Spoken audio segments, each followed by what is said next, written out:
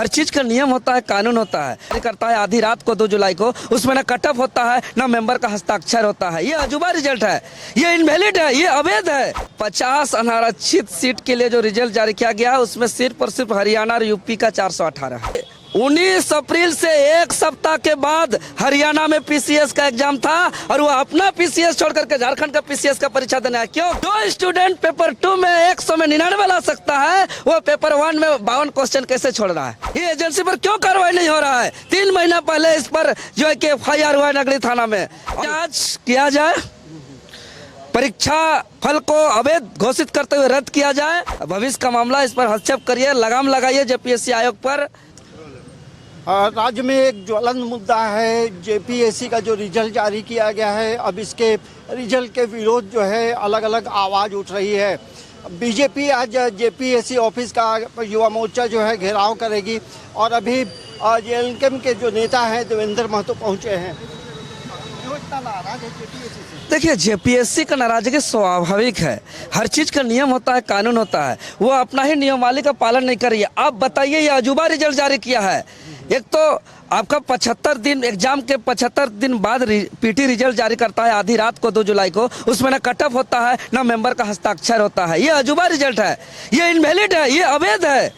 और इसका क्यों जो मेंबर हस्ताक्षर नहीं किए हैं, इसका स्पष्टीकरण मांगना चाहिए महामहिम जी को, मुख्यमंत्री जी को। हमने आग्रह भी किया है। ये जो रिजल्ट निकला है इसमें बाहर के दूसरे राज्य के कितने लोग?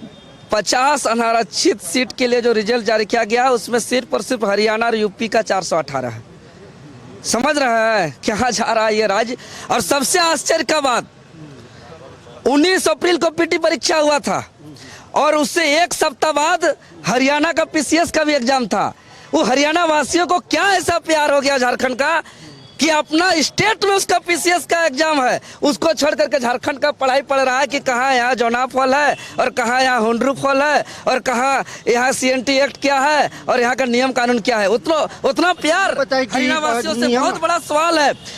क्योंकि 19 अप्रैल से एक सप्ताह के बाद हरियाणा में पीसीएस का एग्जाम था और वो अपना पीसीएस छोड़ करके झारखंड का पीसीएस का परीक्षा देना है। क्यों? किसका आशीर्वाद है, किसका कृपा है? एजेंसी का है। ये एजेंसी पर क्यों कार्रवाई नहीं हो रहा है? 3 महीना पहले इस पर जो है कि FIR हुआ है नगरी थाना में और उस पर कोई कार्रवाई नहीं हुआ है और वही एजेंसी आज इस परीक्षा को संचालित कर रहा है। एक चीज बताएं कि जेपीएससी का जो नियमावली क्या कहता है, बाहर के कितने लोगों को लेना है, कितना %? देखिए, नियमावली ऐसा बैरियर, चूंकि यह राज्य का जो है कि उच्च कोटि का परीक्षा है, लेकिन राज्य का एक समझ में आता है ना कि भाई आप एक ही स्टेट का, 2 ही स्टेट का, अदर स्टेट का, आप झारखंड का सीएनटी एक्ट को आप जान ले रहे हैं, यहाँ के हुंडरू फॉल को, यहाँ के भाषा संस्कृति को, यहाँ के टूसू को, यहाँ के सोहराई को, यहाँ के सरुल को, हरियाणा के जान ले रहे हैं कि यहाँ के स्टूडेंट को से आप ज़्यादा मार्क्स लेकर के आ रहे हैं। ये सवाल बनता है कि नहीं बनता है? आप पाकुड़ का 4 सेंटर में एक भी स्टूडेंट का नहीं हो रहा है और उसमें अच्छा मान के चलिएगा, ठीक है, हम OMR बाहर कैसे निकल रहा है? आयोग का गोपनीय भंग हो रहा है। OMR बाहर आना मजाक बात है क्या? किसी का OMR बाहर आ जा रहा है और OMR बाहर आ रहा है और पेपर 1 का OMR है, उसमें 48 आंसर किया हुआ है, 48 में 46 सही है, उसका रिजल्ट में नाम है और उसका रिजल्ट में नाम आने का मतलब पेपर 2 में उसको 98 से 99 लाना होगा 100 में।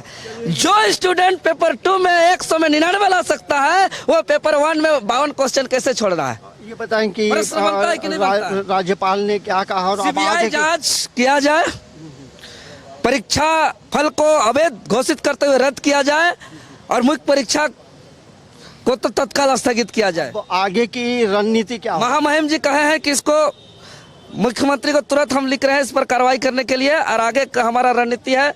माननीय मुख्यमंत्री जी से हम लोग मुलाकात करेंगे, उससे मिलेंगे कि भाई यहाँ लाखों युवाओं का भविष्य का मामला है, आदिवासी मूलवासी लोगों का भविष्य का मामला है। इस पर हस्तक्षेप करिए, लगाम लगाइए जेपीएससी आयोग पर, और अन्यथा हम लोग जेपीएससी पर फिर हम लोग आंदोलन करेंगे। ये हैं देवेंद्र महतो, क्योंकि जिस तरह से जेपीएससी का जो रिजल्ट आया है उसको लेकर लोक भवन पहुँचे और राज्यपाल को ज्ञापन सौंपा है और यदि तमाम चीज़ें में सुधार नहीं हुआ तो पार्टी जो है, जिस तरह से देवेंद्र महतो ने कहा है कि अपने विधायक के साथ मिलकर अब आगे की रणनीति बनाएंगे और जेपीएससी का घेराव होगा, चरणबद्ध आंदोलन होंगे। न्यूज़ 11 भारत के लिए कैमरामैन रवि के साथ अंजनी कुमार, रांची।